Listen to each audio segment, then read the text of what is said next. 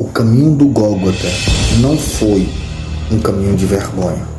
Ainda que o caminho do Gólgota trouxe dores, mas ele era o caminho do propósito.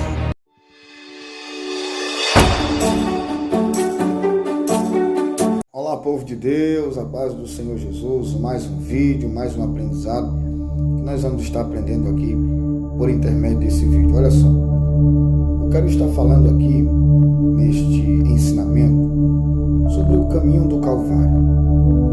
O caminho do Calvário não foi um caminho de vergonha. Percebe-se, meus irmãos, que nós estamos vivenciando uma geração que até eu vejo muita gente denominar uma geração, e até eu concordo, chamando de uma geração Nutella. Uma geração que não suporta o caminho do processo. Porque quando ele traz dores, a primeira afirmação que a pessoa traz é dizer que não, se está doendo, se está difícil, não é Deus. Deus de maneira nenhuma iria permitir eu passar por tal situação, por tal humilhação. Esse caminho não é preparado por Deus, porque Deus quer as coisas boas para os seus filhos. Isso é verdade, porém, em tudo há um processo. Em tudo há um preço a ser pago. E se assim foi com Cristo, porque também não será com nós? Cristo já nasce com uma promessa.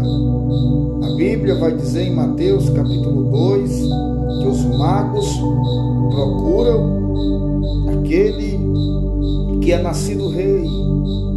Mas um rei que está sobre uma manjedoura é estranho, porém ali está a confirmação da promessa de Deus sobre a vida daquele menino, ainda que ele não era rei, ainda que ele não estivesse assentado sobre a cadeira de um rei, ainda que ele não tivesse a coroa de rei ou reconhecido como rei, mas havia uma promessa que ele seria rei. E eu preciso entender que para mim chegar onde Deus já disse que eu iria chegar, há um processo, há um caminho a ser trilhado. E Jesus, sabendo disso, ele se permite caminhar por esse processo. Então, de fato, que Lucas vai dizer no capítulo de número 3, que ele está crescendo em estatura, em sabedoria e na graça de Deus. Ele cresce de uma forma saudável, instantânea, sem pressão, sem pressa e de uma forma tranquila, porém não saindo do propósito. Todo crescimento ele necessita de direção. Todo crescimento ele necessita que aquela pessoa que está vivendo, está caminhando para esse crescimento, precisa estar na dependência daquele que lhe fará crescer. Observa que a Bíblia vai dizer que João Batista prepara o caminho da voz que clama no deserto.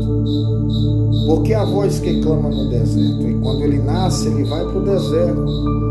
E João Batista também prepara o caminho no deserto. Ele cresce no deserto, ele aprende no deserto. Jesus já nasceu fugindo para o deserto, para depois iniciar o seu ministério também no deserto, sendo tentado pelo diabo no deserto, para depois aparecer na cidade.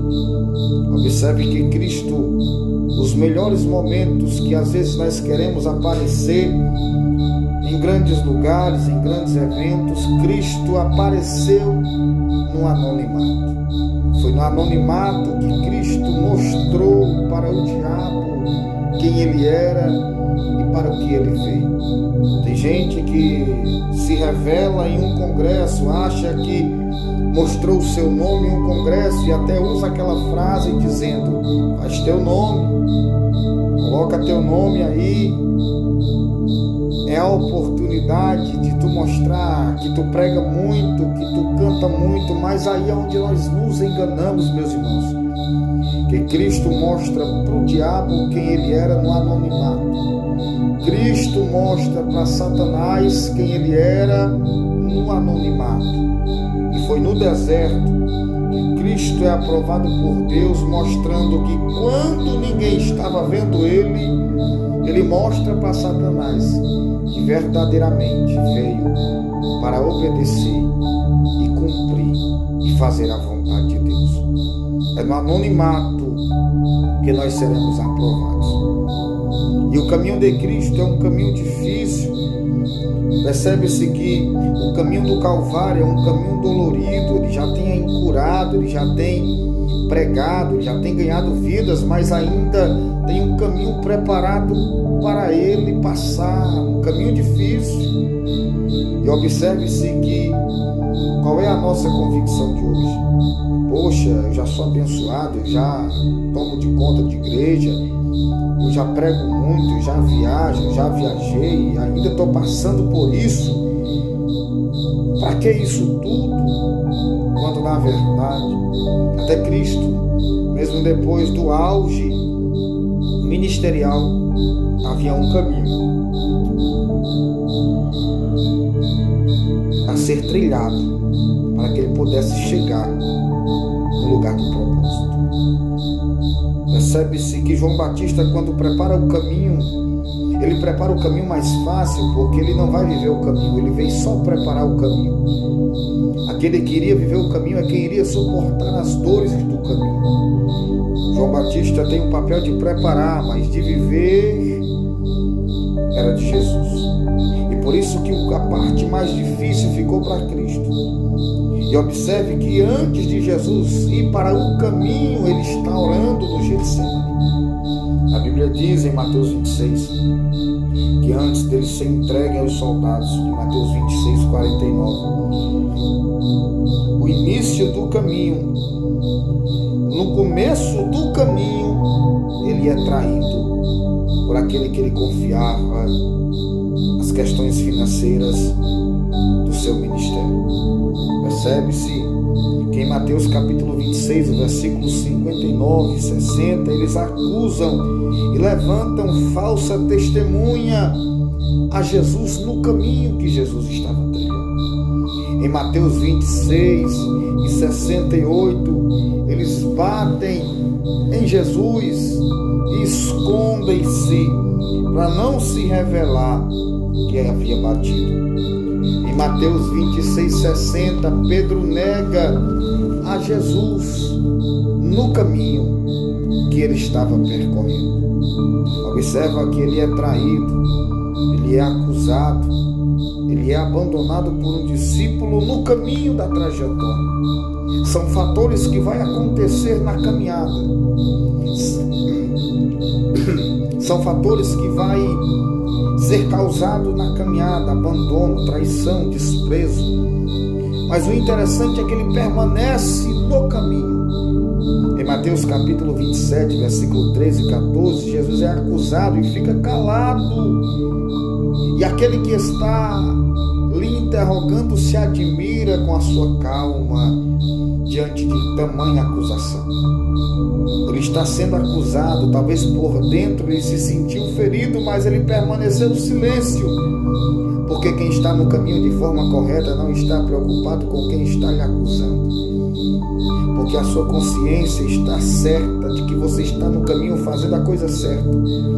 Então não se perturbe quando vier acusações que não condizem com a sua conduta do seu caminho. Isso aí são coisas que vai cair por terra, não vai prevalecer.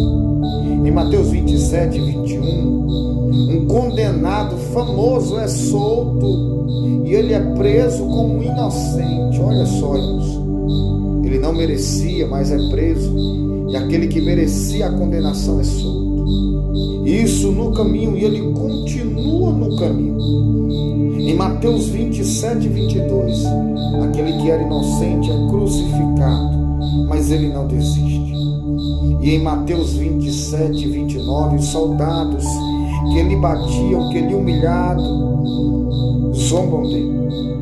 E após ser zombado, mesmo sabendo quem ele é, ele ficou calado. Ele ficou em silêncio. Por quê, meus irmãos? Porque as pessoas, você sabe o que você tem e você sabe quem você é. Ele está calado em meio a tamanha zombaria.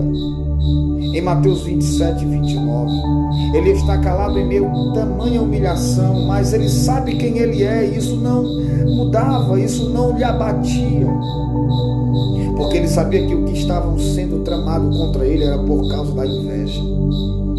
Todo projeto ruim que é tramado contra a sua vida, meus irmãos, acreditem nisso, é por causa da inveja. Se você está no caminho da forma correta, fica tranquilo. Suporte a acusação, suporte as lapadas que vão lhe dar, suporte as rejeições, suporte as traições. Isso vai acontecer, mas você tem que caminhar no caminho. E sabe o que é que mais me admira no texto? É que ele está caminhando no caminho para ser crucificado no final do caminho. Percebe-se que o caminho traz dores e o final do caminho ainda é mais dolorido, porque é morte. Porém, você lembra do que eu falei no começo? Que havia uma promessa. Ele já nasce com uma promessa de ser rei. Ele já nasce com a promessa de alcançar.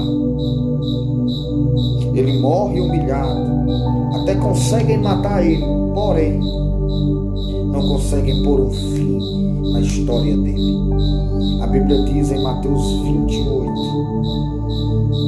que ele está ressuscitado. No versículo de número 19 ele vai dizer, no versículo de número 18 ele vai dizer que todo o poder foi me dado sobre o céu e sobre a terra. Agora ele está vivendo a promessa se concretiza e ele é rei.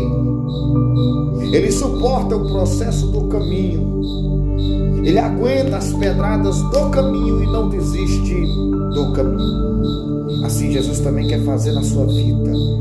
Não desista do caminho. O caminho é dolorido, o caminho é sofrido, o caminho traz choro, o caminho traz perdas, mas não saia do caminho. Permaneça no caminho e Deus vai te exaltar. E observa que aquele que era zombado em Mateus 27 e 29, ele está usando a boca de Paulo em 1 Coríntios 15, 55, e vai zombar de quem lhe zombou, dizendo: onde está a morte, a tua vitória? Onde está inferno, o teu aguilhão? Pois estragada foi a morte pela vitória. Observa-se que aquele que foi humilhado e foi aparentemente para alguns derrotado, agora está dizendo: cadê vocês que me derrubaram? Cadê vocês que disseram que me venceram? Eu estou vivo, eu estou de pé, eu estou aqui contando testemunho. Assim também, glória, Jesus quer fazer na sua vida. Permaneça de pé, permaneça no caminho e Deus vai te exaltar. Que Deus te abençoe. Espero ter passado um grande ensinamento para você. Não se esquece, deixa o seu like, se inscreve no nosso canal e compartilha esse vídeo, para que pessoas também sejam alcançadas por esse ensinamento.